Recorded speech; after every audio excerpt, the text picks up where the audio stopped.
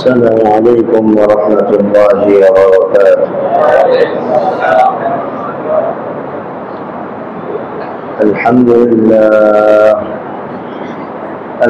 لله نحمده ونستعينه ونستغفره ونؤمن به ونتوكل عليه ونعوذ بالله من شرور أنفسنا ومن سيئات أعمالنا. من يهده الله فلا مضل له ومن يضلله فلا هادي له، ونشهد أن لا إله إلا الله وحده لا شريك له، ونشهد أن سيدنا ونبينا ومولانا محمدا عبده ورسوله صلى الله تعالى عليه وعلى آله وأصحابه وبارك وسلم تسليما كثيرا كثيرا. أما بعد، فأعوذ بالله من الشيطان الرجيم. بسم الله الرحمن الرحيم. قتل الإنسان ما أكفره، من أي شيء خلقه، من نطفة خلقه فقدره، ثم السبيل يسره، ثم أماته فأقبره، ثم إذا شاء أنشره. آمنت بالله، صدق الله مولانا العظيم، وصدق رسوله النبي الأمي الكريم، ونحن على ذلك من الشاهدين والشاكرين، والحمد لله رب العالمين. سبحانك لا علم لنا إلا ما علمتنا، إنك أنت العليم الحكيم. اللهم صل على محمد وعلى آل محمد، كما صليت على إبراهيم وعلى آل إبراهيم إنك حميد مجيد. اللهم بارك على محمد وعلى آل محمد، كما باركت على إبراهيم وعلى آل إبراهيم إنك حميد مجيد. মুহতারাম ইমানি দিনী ভাইরা, আল্লাহ পাকের দরবারে অসংখ্য অগণিত শুকর, যিনি আমাদেরকে এশারের নামাজের পর আল্লাহ পাকের কালাম থেকে কিছু কথা বলার জন্য, শোনার জন্য বসার তৌফিক দান করেছেন। শুকর আদায় করে আলহামদুলিল্লাহ। ইমানি দিনী ভাইরা, আজকে আমরা সূরা আবাসার 17 নম্বর আয়াত থেকে 22 নম্বর আয়াত পর্যন্ত তেলাওয়াত করেছি। এই কয়েকটি আয়াতের উপর কিছু কথা হবে। আল্লাহ তাআলা আমাদেরকে সঠিকভাবে বলার, বুঝার, আমল করার তৌফিক দান করেন। কোরআনুল কারীমের মজলিস অত্যন্ত দামি এবং বরকতি মজলিস। এই জন্য আল্লাহ যে আমাদেরকে বসার তৌফিক দান করেছেন, ধীরে ধীরে আল্লাহ পাকের কাছে খুব বেশি শুকর করা চাই। আল্লাহ তাআলা যাদেরকে তৌফিক দান করেন, কেবল তারাই কোরআনুল কারীমের মজলিস করতে পারে, বসতে পারে, কবুল হইতে পারে আল্লাহ পাকের কাছে। খুব বেশি এরকম মজলিসের প্রয়োজন, কারণ এই সমস্ত মজলিসগুলোর মাধ্যমে মানুষের সংস্কার করা হয়। সারা দেশে আওয়াজ উঠছে না সংস্কার করবে, স্বাধীনতা এনেছি, সংস্কারও আনবো ইনশাআল্লাহ। এই তো আসল সংস্কারের জন্য তো আল্লাহ কোরআন শরীফ পাঠাইছেন। এই কোরআনই মানুষকে সংস্কার করতে পারে। কোরআন ছাড়া অন্য যত কিছু দিয়েই সংস্কার করা হবে, সেই সংস্কার করে আবার সংস্কার করা লাগবে। এটা হলো সংস্কারের উপরে সংস্কার, যদি কোরআন ছাড়া করা হয়। কারণ জাতি তখনই সংশোধন হবে যখন জাতির মানুষগুলো সংশোধন হবে। সমাজ ভালো হয় কাদের দ্বারা ভাই? আমাদের দ্বারা। আমরা ভালো, সমাজ ভালো; আমরা খারাপ, সমাজ খারাপ। আমরা যতই সমাজ ভালো করি, আমাদেরকে আগে ভালো হইতে হবে। আর আমাদেরকে ভালো করার জন্যই আল্লাহ যুগে যুগে নবী রাসূল প্রেরণ করছেন। এই নবী রাসূলরা যে আসমানি কিতাবের মাধ্যমে আমাদেরকে ভালো বানাইতে চেষ্টা করছেন, ঠিক তেমনি করে প্রত্যেক নবী যার যার যুগে এসে মেহনত করে যখন মানুষকে ভালো বানাইছেন, এতটাই ভালো বানাইছেন মুহাম্মদুর রাসূলুল্লাহ সাল্লাল্লাহু আলাইহি ওয়াসাল্লাম, যে যুগের মানুষদেরকে বলা হতো আইয়ামে জাহেলিয়াত, তাদের সবচেয়ে বড় মূর্খতার যুগ, ওই যুগের মানুষগুলোকে আল্লাহ এবং তার রাসূল সবচেয়ে শ্রেষ্ঠ মানুষে পরিণত করে দিয়েছেন। পৃথিবীতে আর এত ভালো মানুষ খুঁজে পাওয়া যাবে না, যাদের সবাই ছিল ভালো, যাদের সবার ব্যাপারে আল্লাহ তাআলা এত বেশি খুশি যে খুশির অতিশয্যায় দুনিয়াতেই বলে দিয়েছেন রাদিয়াল্লাহু আনহুম ওয়া রাদু আনহু। আল্লাহ তাদের প্রতি খুশি, তারাও আল্লাহর প্রতি খুশি। এই গ্যারান্টি একমাত্র সাহাবায়ে কেরাম পেয়েছেন। কতটা ভালো হয়েছিলেন তারা ভালো হয়েছিলেন বিদায় তাদের যুগটা হয়েছিল সোনালী যুগ। হযরত আলী রাদিয়াল্লাহু তাআলার যুগে, ইসলামের মধ্যে হযরত আলী রাদিয়াল্লাহু তাআলার যুগে কিছুটা দাঙ্গা হাঙ্গামা বিশৃঙ্খলা তৈরি হলো। জঙ্গে জামাল, জঙ্গে সিফিন নামক মুসলমানদের মধ্যে রক্তক্ষয়ী দুটি যুদ্ধ সংঘটিত হলো মুসলমানদের মধ্যে। হযরত আলী রাদিয়াল্লাহু তাআলা তখন খলিফা। একজন লোক হযরত আলী রাদিয়াল্লাহু তাআলাকে হেয় করার জন্য, তুচ্ছ করার জন্য উদ্দেশ্য প্রণীত ভাবেই যা বললেন যে আপনার যুগে আইসা মুসলমানদের এই অবস্থা, আগের সব যুগে তো মুসলমান ভালো ছিল, আপনার যুগে আইসা সব শেষ। হযরত আলী রাদিয়াল্লাহু বড় বুদ্ধিমান ছিলেন, উনি বলছেন কথা ঠিকই কইছ, আমার যুগে আইসা সব শেষ হয়েছে। কারণটা জানবো না? বলেন কারণটা কি? কারণটা হলো হুজুর সাল্লাল্লাহু আলাইহি সাল্লাম, হযরত আবু বকর সিদ্দিক, হযরত ওমর ফারুক, হযরত উসমান, এই সমস্ত মহান ব্যক্তিগণ আমাদের মতো জনগণ পাইছে, আমাদের মতো জনগণ। আর আমরা পাইছি তোমার মতো জনগণ। এই কারণে আমাদের এই দশা। বুদ্ধিটা কত বেশি নিয়ে বলতেন, যে আসছে ওনাকে তুচ্ছ করার জন্য উনি তারাই তুচ্ছ করায় পাঠিয়ে দিয়েছেন। এবং এটা সত্য কথাও বলে, মিথ্যা কথা না, যে ওনারা তো আমাদের মতো জনগণ পেয়েছিল, বিদায় স্বর্ণের রাজ্য প্রতিষ্ঠা করতে পারছে, আর আমরা পাইছি তোমাদের মতো মানুষ। এই কারণে এই দশা। তো জগৎ ভালো হবে মানুষ ভালো হওয়ার দ্বারা, সমাজ ভালো হবে সমাজের বসবাসকারী মানুষ ভালো হওয়ার দ্বারা। যতই পরিবর্তন হোক, যতই কিছু হোক, মানুষ যদি মানুষ না হয় কোনো পরিবর্তন কাজে আসবে না। আর মানুষকে মানুষ বানানোর মেহনত আল্লাহ তাআলা নবীদের মাধ্যমে, আসমানি কিতাবের মাধ্যমে দুনিয়াতে দিয়েছেন। ফলে মানুষ আদর্শ মানুষে পরিণত হবে। যতদিন পর্যন্ত এই কোরআনের কথা আর হাদিস শরীফের শিক্ষা মুসলমানদের ভিতরে না দেওয়া হবে, ততদিন পর্যন্ত দুস্থ মানুষ মানুষ হবে না। এই জন্য আপনারা আলহামদুলিল্লাহ অনেকেই আছেন, আমি আরো বলবো, জমাতেটা বলবো, শিক্ষা সিলেবাসের ব্যাপারে এই 21-22 শিক্ষা সিলেবাস দিয়ে কাজ হবে না। নতুন শিক্ষা সিলেবাস করা দরকার, যেখানে অন্যায়, অনাচার, পাপাচার, দুর্নীতি, অশ্লীলতা, দেখাপনা, উলঙ্গপনা, চুরি, ডাকাতি, এই সব কিছুর নিন্দাবাদ করা হবে। ছোটকাল থেকে যদি একটা ছেলে মিথ্যার বিরুদ্ধে পড়তে থাকে, যে মিথ্যা বলা পাপ, মিথ্যা বলা পাপ, ক্লাস 1, 2, 3 সব ক্লাসে কোনো না কোনো ভাবে তাকে শেখানো হচ্ছে চুরি করা বড় অপরাধ, দুর্নীতি করা বড় অপরাধ, অন্যের হক নষ্ট করা বড় অপরাধ, জনগণকে ঠকানো বড় অপরাধ। এগুলো যদি ছোটকাল থেকে পড়ে আসতে থাকে, তো একটা সময় যখন এই ছেলেগুলো মন্ত্রী এমপি হবে, তখন তাদের সামনে টাকার পাহাড় আসতেও বলবে সারা জীবনের শিক্ষা।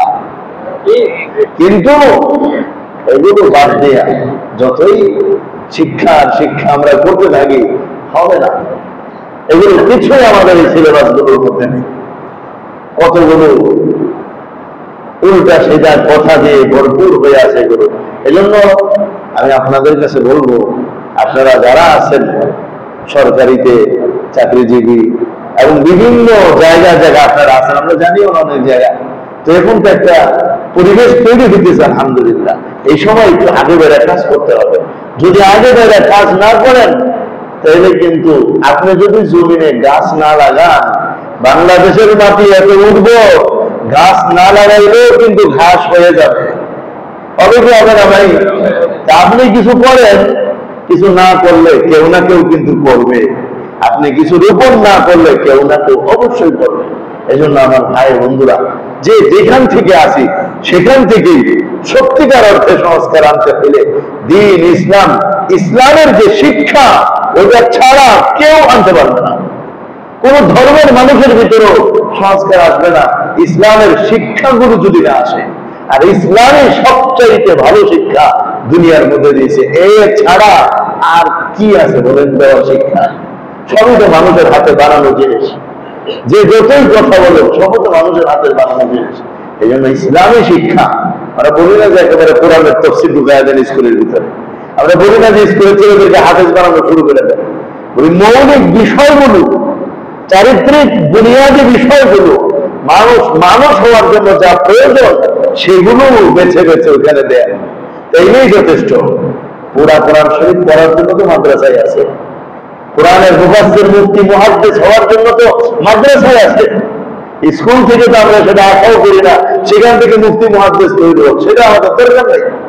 আমাদের দরকার হলো সেখান থেকে দুর্নীতিবাজ তৈরি না হোক, সেখান থেকে চোর ডাকাত তৈরি না হোক, সেখান থেকে দ্বীন ইসলামের দুশমন তৈরি না হোক, সেখান থেকে ভালো মানুষ তৈরি হোক। আলহামদুলিল্লাহ ভালো মানুষ তৈরি না হলে তো এতদিন আসতো না। এর অর্থ এই না যে আপনারা যারা স্কুল কলেজে পড়ে আসছেন সবাইকে আমি এগুলো বলতেছি নাউজুবিল্লাহ। আমি নিজেও তো স্কুলে পড়ে আসছি, কে না স্কুলে পড়ছে? হ্যাঁ আছে আলহামদুলিল্লাহ। এত কিছুর ভিতর দিয়েও তো মানুষ তৈরি হয়ে যায়। তৈরি করার জন্য কেউ না থাকুক, আল্লাহ গোটা জগৎকে কিয়ামত পর্যন্ত নিয়ে যাবেন। আর কিয়ামত পর্যন্ত মন্দের ভিতর বুদ্ধি আল্লাহ ভালো ভালো জিনিসগুলো তৈরি করে রাখবেন। এটা মানুষ কল্পনার বাইরে ভালো জিনিস তৈরি হয়ে যায়। এটা আল্লাহ বাজার একটা কুদরতের একটা নিজাম, আল্লাহ দুনিয়াটা কিন্তু চালায় নিবেন। এই জন্য আমার দোস্ত, কোরআনের শিক্ষা এটার কোনো বিকল্প নাই। যখন এই জিনিসগুলো আমাদের সিলেবাস গুলোর মধ্যে তৈরি হতে থাকবে, আর একটা ছেলে একটা মেয়ে ছোট কাল থেকে এগুলো পড়তে পড়তে পড়তে পড়তে রক্ত করতে যাবে, তখন তার বিবেকের মধ্যে চরম ভাবে এটা বাধা দিবে যে না, এটা সারা জীবনের শিক্ষার বিরুদ্ধে চলে যাচ্ছে। এবং এই অন্যায় অনাচার পাপাচারের যে পরিণতিটা কত ভয়াবহ সেটাও তো শিক্ষার মধ্যে আসতে পারে। এগুলো তো ইতিহাস। কিসের হরপ্পা ইতিহাস? আমি তো শুনেছিলাম জীবন মধ্যে হরপ্পা সভ্যতা। হরপ্পা সভ্যতার মধ্যে কোনো সভ্যতাই সত্যিকার অর্থে নাই, পুরোটাই কাল্পনিক। কে বলছে 4000 বছর আগে ছিল? আরে ভাই, 4000 বছর আগের কোনো কিছু এখন সংরক্ষিত আছে? একমাত্র আসমানি কিতাব ছাড়া এই সমস্ত কথা বলার অধিকার কারো নাই। কোন মেমোরিতে সংরক্ষিত রইল 4000 বছর আগের এই সভ্যতার কথা? একমাত্র কোরআন ছাড়া এগুলো কোনোটার সত্যতা যাচাই হবে না। এই জন্য অন্যায় অনাচার পাপাচার এগুলোর যে ভয়াবহ পরিণতি আল্লাহ তো কোরআনের ছত্রে ছত্রে বয়ান করছেন। এগুলো যদি আমাদের সিলেবাস গুলোর ভিতরে আসে তাহলে এই সমস্ত কাজ করতে গেলেও এই পড়ুয়ারা একটু বুঝে শুনে করবে। আদালতে গিয়ে আর কান্নাকাটি করা লাগবে না, আদালতে গিয়ে কান্নাকাটি করা লাগবে না। মানুষের চিন গুছি খায়া বুঝবো আগের থেকেই যে না, আমার এই জাতীয় কাজ করা উচিত না। আমার দোস্ত, আমার ইমানদার দিনী ভাইরা, হ্যাঁ সাজাইতে হলে আপনাকেও কথা বলতে হবে, আপনাকেও কাজ করতে হবে। আমি এখানে বসে বসে বললে ওটা মসজিদের বাইরে যাবে না, এখানেই থাকবে। যে আপনি কাজ করলে সেটা অন্য আরো প্রভাব ফেলতে পারে। মনে রাখবেন, হাসরের ময়দান আল্লাহ প্রত্যেকের দায়িত্ব অনুযায়ী প্রশ্ন করবেন। দায়িত্ব অনুপাতে প্রশ্ন করবেন, তখন আমিও জবাব দেব, আপনিও জবাব দেবেন। আল্লাহ আমাদেরকে দায়িত্ব অনুযায়ী দায়িত্বশীল হয়ে কাজ করার তৌফিক দান করেন। আজকে আয়াতের মধ্যে তেলাওয়াত হয়েছিল কুতিলাল ইনসানু মা আখতার। আল্লাহ বলেন মানুষ ধ্বংস হোক। কত বড় নাশুকুর মানুষ, কত বড় অকৃতজ্ঞ। মিন আইয়ি শাইইন খালাকা, একবার চিন্তা করলো না কোন জিনিস দ্বারা তাকে সৃষ্টি করা হয়েছে। এই কথাটার সাথে আগের সাথে কি সম্পর্ক? আগের সাথে সম্পর্ক হলো এই কথা মানে আগে বলা হয়েছে কাল্লা ইন্নাহা তাযকিরা, ভাই কোরআন তো একটা উপদেশ, ফামান শাআ যাকারা, যার মনে চায় সে যেন উপদেশ গ্রহণ করে। আল্লাহ এখানে স্বাধীনতা দিচ্ছেন উপদেশ গ্রহণ করার ক্ষেত্রে, বাধ্য করেন নাই আমাদের কাউকে। এই স্বাধীনতা আল্লাহ দিয়েছেন পরকালের পরীক্ষা শুরু। এরপর আয়েশা বলতেছেন কুতিলাল ইনসানু মা আকফারা, এই মানুষ ধ্বংস হোক, সে কত বড় অকৃতজ্ঞ, কত বড় নাফরমান। অকৃতজ্ঞ আর নাফরমান কাকে বলে দোস্ত? যে নুন খায় গুণ গায় না, তারে আমরা কি বলি? নিমুখ হারাম। এটা আমাদের একটা গালি। নিমুখ হারাম মানে কি? যে খায় ঠিকই কিন্তু প্রশংসা করে না, খায় খায় আবার বিরুদ্ধাচরণ করে, বেঈমানি করে। কাফের হলেও গালি দিলে, বেঈমান বললে খুব খারাপ কষ্ট পায়। বেঈমান বলছে আমাকে, এটাকে আল্লাহ বলছেন মা আকফারাহু, কত বড় অকৃতজ্ঞ সে ধ্বংস হোক। কারণ কি? কারণ হলো আল্লাহর পাকের মাথা থেকে নেওয়া পায়ের পাতা পর্যন্ত শরীরের মধ্যে যা আছে সবকিছু কার দেওয়া নিয়ামত। যা ভোগ করতেছি, যা দিয়ে বেঁচে আছি, যা ঢোকাচ্ছি পেটের মধ্যে, যার আরাম আয়েশ করতেছি, সবই কার নিয়ামত। এত সব নিয়ামত খাওয়ার পরেও একবার মালিককে চিনতে চেষ্টা করলাম না, মালিকের এই কালামকে মানলাম না, মালিকের এই নসিহতকে কবুল করলাম না। মালিক তো স্বাধীনতা দিয়েছেন পরীক্ষা করার জন্য, সেই স্বাধীনতাটাকে ভোগ করে শয়তানের পক্ষে চলে গেলাম। এই জন্য মালিক বললেন এই কথা, কুতিলাল ইনসানু মা আকফারা, মানুষ ধ্বংস হোক। মানুষ কতটা অকৃতজ্ঞ! বাস্তবিত আমরা অনেক বড় অকৃতজ্ঞ। এত নিয়ামত ভোগ করার পরেও তো শুকর আদায় করি না। একটু দূরে পড়লে আবার আহুতাস করে যে আল্লাহ আমারই দেখছে, আর কেউ দেখে নেই। কুতিলাল ইনসানু মা আকফারা মিন আইয়ি শাইইন খালাকা, মানুষ একটু ভাইবা দেখলো না আমি আল্লাহ তাকে কিভাবে সৃষ্টি করলাম। মিন আইয়ি শাইইন, কোন জিনিসের দ্বারা বানালাম। আজ সে সারা পৃথিবীর বাদশাহী করতেছে, রাজত্ব করতেছে, এত বড় সব কিছুর মধ্যে তার ঊর্ধ্বে চলে গেছে। মানুষই তো গেছে, পানিতেও মানুষ সাঁতার কাটতেছে, আকাশে মানুষ উঠতেছে, মাঠের নিচ দিয়ে মানুষ রাস্তা করে চলতেছে, কোন জায়গা তো বাদ নাই। দুনিয়ার যত হায়াওয়ান জানোয়ার সব কিছুর উপর মানুষ বাদশাহী করতেছে। ওই মানুষ কি একবার চিন্তা করলো না এরা আমি কি দিয়ে বানাইছি? আমার বুঝতে আমাদেরকে কি দিয়ে বানাইছেন? আল্লাহ নিজেই বলতেছেন এক ফোঁটা ড্রপ দিয়ে তোমার বানাইছে, এক ফোঁটা পানি দিয়ে তোমাকে বানানো হয়েছে। এক ফোঁটা পানির ভিতরে না ছিল কোনো জীবন, এমন একটা পানি, এটার মধ্যে আমরা জীবন দান করেছেন। তো কোরআনের এক এক জায়গায় আমাদের সৃষ্টির এক একটা কথা বলা হয়েছে। এক জায়গায় আল্লাহ বলছেন মিন তুরাব, মাটি দিয়ে বানাইছি। আরেক জায়গায় বলছেন তিন, কাঁটা মাটি দিয়ে বানাইছি, কাঁটা মাটি। আরেক জায়গায় আল্লাহ বলছেন তিন লাযিব, এঁটেল মাটি যেটা একদম আঠালো, এমন মাটি দ্বারা বানাইছি। আরেক জায়গায় আল্লাহ বলছেন সুলালাতুন মিন মাইন মাহিন, নিকৃষ্ট পানির নির্যাস দ্বারা বানাইছি। আরেক জায়গায় আল্লাহ বলেন মিন সালসালিন কাল ফাখার, ঠন ঠন করে এমন শুকনা মাটি দিয়ে বানাইছি। আরেক জায়গায় বলছেন মিন সালসালিন মিন হামাইন মাসনুন, জানি দুর্গন্ধ কাদা মাটি দ্বারা বানাইছি। তো সবগুলি আপন আপন জায়গায় ঠিক। যখন আল্লাহ মানুষ বানানোর ইচ্ছা করছেন, ফেরেশতাদেরকে মাটি নিতে পাঠাইছেন। ফেরেশতারা পৃথিবীর বিভিন্ন জায়গা থেকে মাটি নিয়ে আল্লাহর কাছে গিয়েছে। তো আল্লাহ তাআলা ওই মাটিকে বৃষ্টি বর্ষণের মাধ্যমে, পানি দিয়ে ভিজিয়ে রাখার মাধ্যমে ওটাকে একবারে কাদা কাদা বানায় ফেলছে। কাদা বানায় দীর্ঘদিন রেখে দেওয়ার কারণে ওই মাটিতে গন্ধ এসে গেছে। এরপরে আল্লাহ তাআলা এটা দিয়ে আদমের বডি বানাইছেন। বডি বানায় এটাকে ফেলা দিয়েছেন রুদ্রের মধ্যে, শুকাইতে শুকাইতে শুকাইতে শুকাইতে এবার এটা টন টন করে আওয়াজ হয়, টোকা দিলে টন টন করে আওয়াজ হয়, এরকম বানাইছেন। শুধু বডিটা, আর না চোখ কান এগুলো সব খালি। শয়তান চিন্তা করছে ভিতরে কি? সে তখন শয়তান না, সে তখন ভালো। ভিতরে কি দেখতে হবে, ফেরেশতারা কেউ দেখে না, ওর ভিতরে ঢুকছে, নাক দিয়ে ধরে ঢুকছে, পুরা ভিতর দিকে আবার আরেক ছিদ্র দিয়ে বের হয়েছে। তো ফেরেশতারা জিজ্ঞেস করছে ভিতরে কি দেখলাম? ও কিচ্ছু নাই, খালি খালি। তখন আপনার কিছুই জানার নাই। এরপরে আল্লাহ পাক রব্বুল আলামিন আল্লাহ তার কুদরতের রূহ ফুঁকে দিয়েছেন। ফুঁকে দেওয়া মাত্রই সব কিছু হয়ে গেছে এবং সুন্দর মানুষ হয়ে গেছে। উঠে বসছে হযরত আদম আলাইহিস সালাম, হাসি দিচ্ছেন, আল্লাহ হাসির দোয়া শিখাই দিচ্ছেন, আলহামদুলিল্লাহ বলতে পারে, এইভাবে আল্লাহ শিখাই দিচ্ছেন। এবারে আদম আলাইহিস সালামের এক পাজর থেকে, বাম পাজর থেকে আল্লাহ তাআলা হযরত হাওয়াকে সৃষ্টি করছেন। অতঃপর এই দুইজনের সমন্বয়ে এক ফুলের ড্রগের মাধ্যমে এই মানব সিলসিলার ধারাবাহিকতা আল্লাহ তৈরি করছেন। এখন যদি বলেন পানি দিয়ে বানাইছে, ওটাও ঠিক। যদি বলে মাটি দিয়ে বানাইছে, ওটাও ঠিক। কাদা মাটি দিয়ে বানাইছে, ওটাও ঠিক। এঁটেল মাটি দিয়ে বানাইছে, ওটাও ঠিক। ঠন ঠন করে এমন মাটি দিয়ে বানাইছে, ওটাও ঠিক। সবটাই ঠিক, কোনটাই আপন জায়গার মধ্যে জানা। কোরআনুল কারীম সব কিছু আমাদের সামনে দেখাইছেন এবং শোনাতে যাচ্ছেন। চিন্তা করে দেখো, মিন আইয়ি শাইইন খালাকা, কোন জিনিস দ্বারা তিনি তোমাকে বানাইলেন।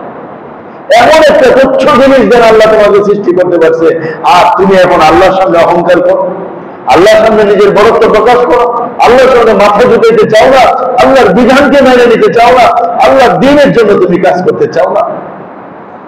মিন আইয়ি শাইইন খালাকাহু মিন নুতফাতিন খালাকাহু ফাকাদ্দারাহু। অতঃপর আল্লাহ রাব্বুল আলামিন মানুষকে সৃষ্টি করার পর সুষম করে দিয়েছেন। কানের জায়গায় কান, চোখের জায়গায় চোখ, নাকের জায়গায় নাক, দাঁতের জায়গায় দাঁত, সবগুলোকে আল্লাহ তাআলা নির্ধারণ করে সুষমভাবে বন্টন করে দিয়েছেন।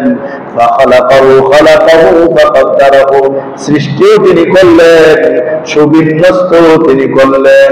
আমার দুষ্ট আমার বান্দার যিনি ভাইরা, দুনিয়ার মধ্যে অধিকাংশ মানুষ, বেশিরভাগ মানুষ, ৯৯ জন, শতকরা ৯৯ জন মানুষ নির্দোষ। পুরোটা শরীর একেবারে ফ্রেশ। ২ জন মানুষ পাওয়া যায় যাদেরকে আল্লাহ একটু ব্যতিক্রম করে সৃষ্টি করেন।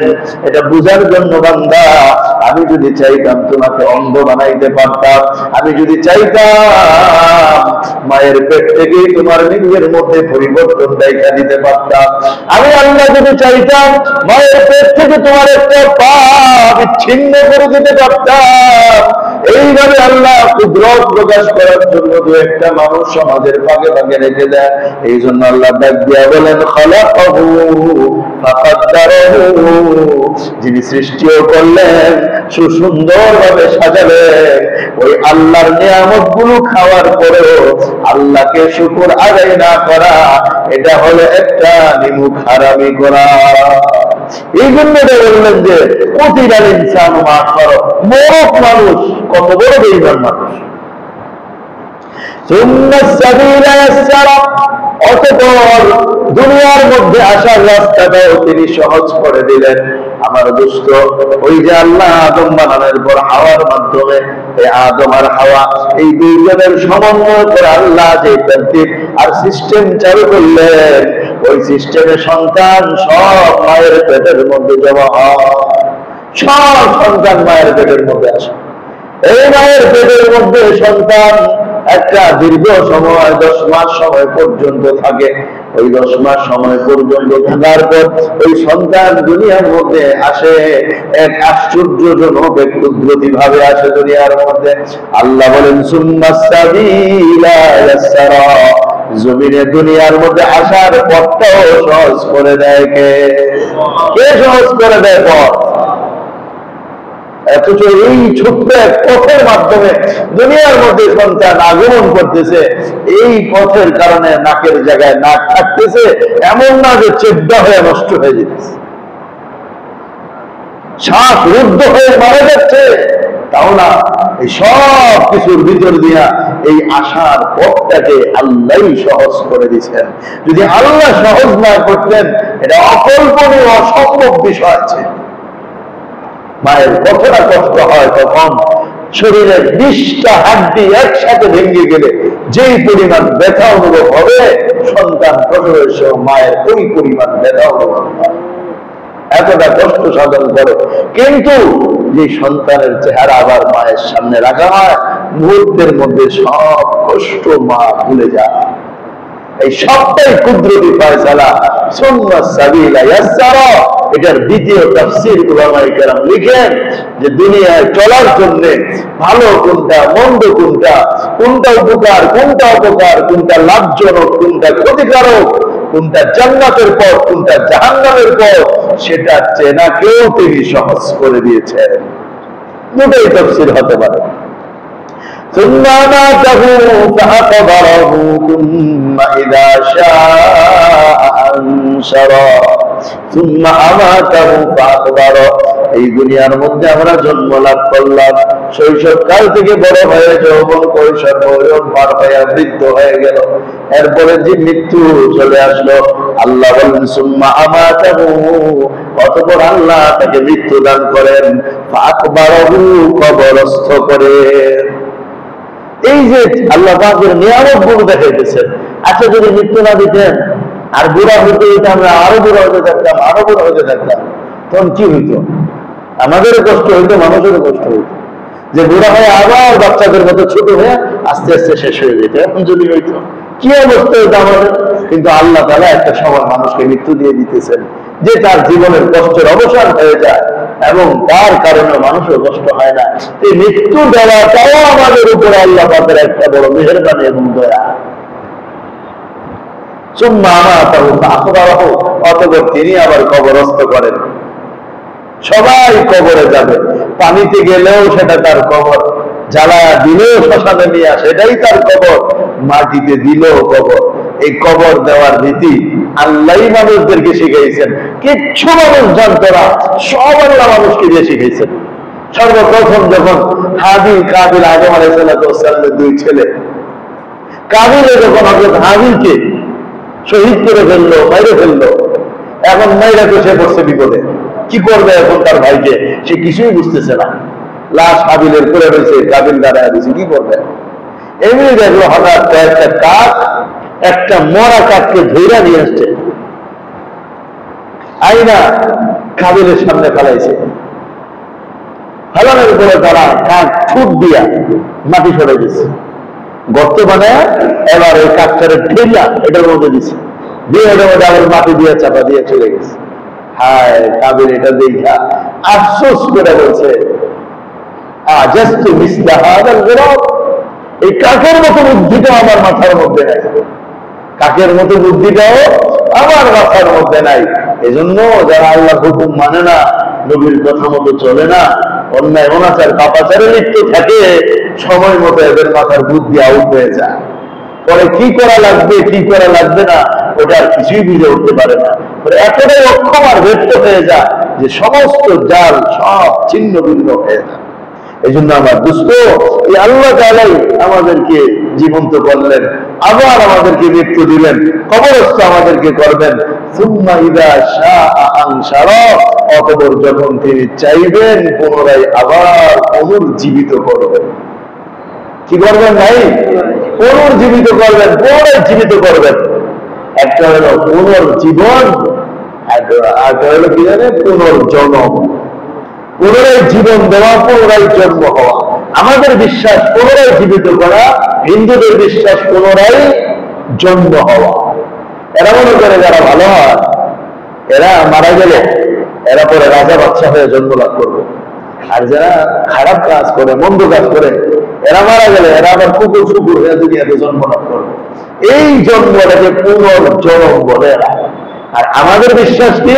পুনর্জীবন, পুনরায় আল্লাহ আমাদের পরকালে জীবন দিবেন। পুনর্জন্ম বলতে কিছু নাই। মানুষ পৃথিবীতে একবারই আছে, দুইবার আসবে না কেউ। হায়াত একবারের জন্য, দুইবারের জন্য না।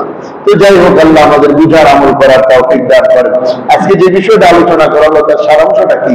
তার সারাংশ আল্লাহ পাকের এত নিয়ামত ভোগ করার পরে আমরা যেহেতু আল্লাহ শুকর আদায় করতে চাই না, আল্লাহকে মানি না, বহু মানুষ আছে যারা আল্লাহকে চেনে না, জানে না, মানতে চায় না, এদেরকে আল্লাহ বলছেন এই কথা যে মানুষগুলো ধ্বংস হোক, এরা কত বড় কৃতজ্ঞ। এরপর আল্লাহ তাআলা মানুষ সৃষ্টির ক্রমবিকাশ এবং মানুষের জীবনের পরিসমাপ্তি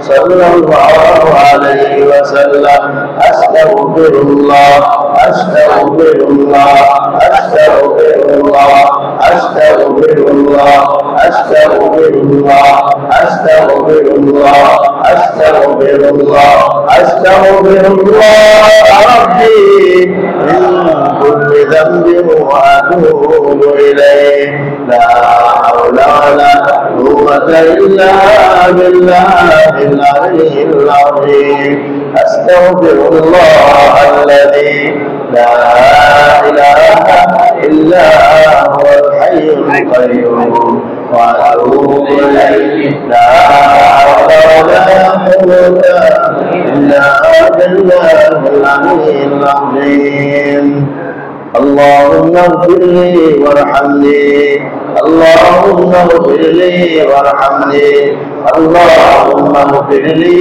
وارحمني اللهم اغفر لي وارحمني اللهم اغفر لي وارحمني اللهم اغفر لي وارحمني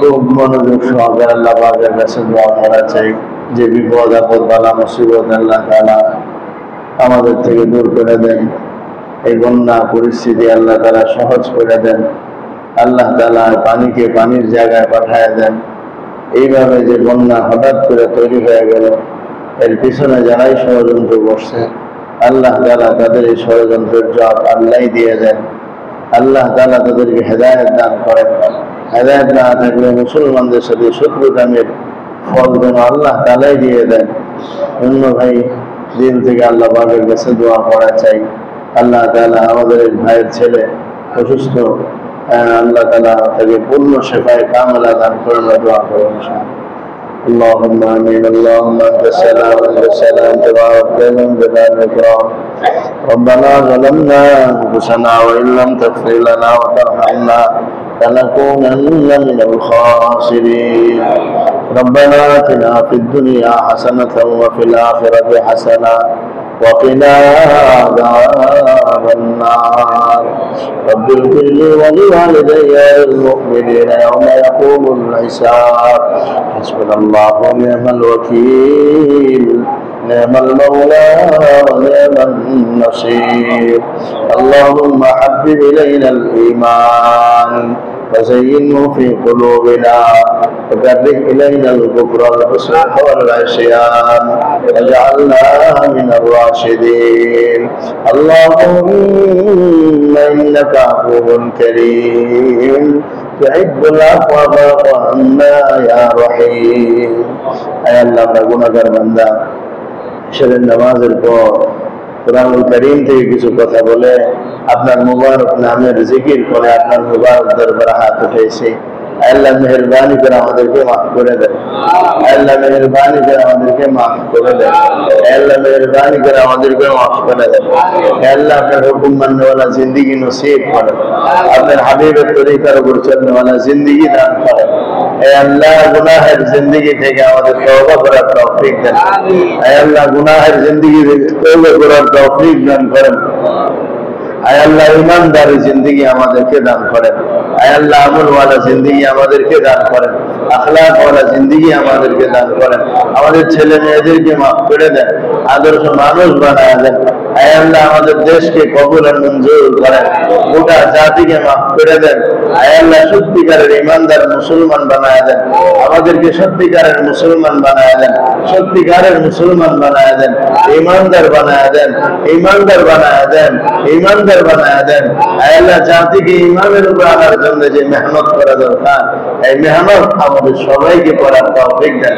এই মেহনত আমাদের সবাইকে করার তৌফিক দেন এই মেহনত আমাদের সবাইকে করার তৌফিক দেন এই কারীম এই জলালের ইকরাম আমাদের দেশে এছাড়া আরো অনেক দেশে আয় আল্লাহ মানুষ বড় পানির কষ্টের মধ্যে পড়ে গেছে বন্যার ভিতরে পড়ে গেছে আল্লাহ মুসলমানদেরকে সমস্ত মানুষদেরকে আপনি হেফাজত করেন আল্লাহ ঘর ঘরে ডুবা সব নষ্ট হয়ে গেছে আল্লাহ ধনীরা গরিবে পরিণত হয়ে গেছে আল্লাহ বৃদ্ধ মানুষেরা বড় কষ্টের মধ্যে পড়ে গেছে কত মানুষ মরে চলে গেছে আল্লাহ আপনি মেহরবানি করে মাফ করে দেন, আল্লাহ আপনি মেহরবানি করে মাফ করে দেন, আল্লাহ মেহরবানি করে মাফ করে দেন, আল্লাহ মেহরবানি করে মাফ করে দেন, আল্লাহ বন্যার পরিস্থিতিকে স্বাভাবিক করে দেন, আল্লাহ পানিকে পানির জায়গায় পাঠায় দেন, পানিকে পানির জায়গায় পাঠায় দেন।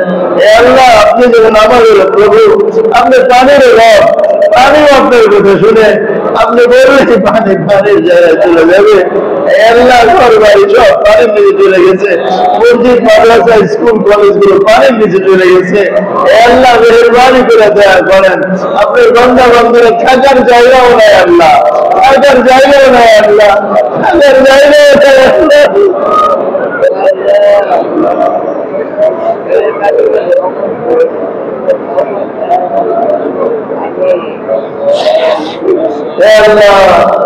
আপনি দয়া করেন, আপনি দয়া করেন, আপনি দয়া করেন।